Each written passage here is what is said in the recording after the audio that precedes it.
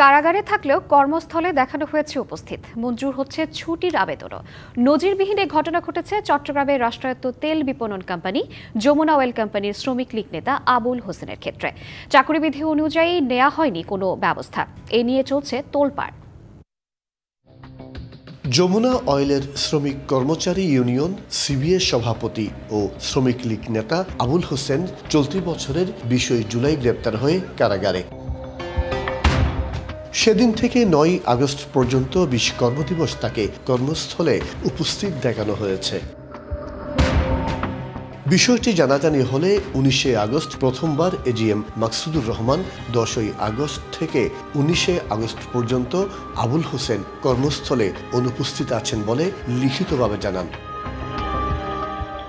তবে কারাগারে থাকার বিষয় গোপন করে ছুটির দরখাস্ত পাঠানো হয় যমুনা অয়েলের মানব সম্পদ বিভাগের জিএম মাসুদুল ইসলামের কাছে।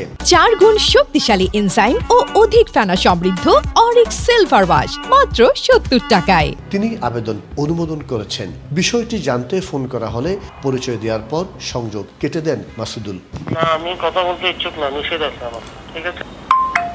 চাকুরি বিধি অনুযায়ী ফৌজদারি অপরাধে কোনো সরকারি কর্মকর্তা কর্মচারী কারাগারে গেলে তাকে সাময়িক বরখাস্ত করার নিয়ম রয়েছে।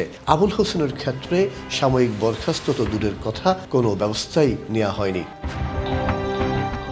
তবে ঘটনা তদন্ত করে ব্যবস্থা নেওয়ার কথা জানান বাংলাদেশ পেট্রোলিয়াম কর্পোরেশনের চেয়ারম্যান। সরকারি কর্মকর্তা তাকে অফিসে আসতে হবে।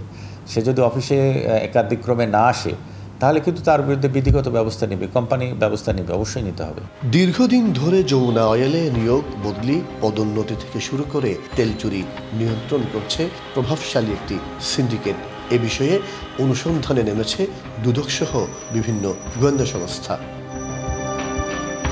মাসুদুল হক, টিবিসি নিউজ, চট্টগ্রাম।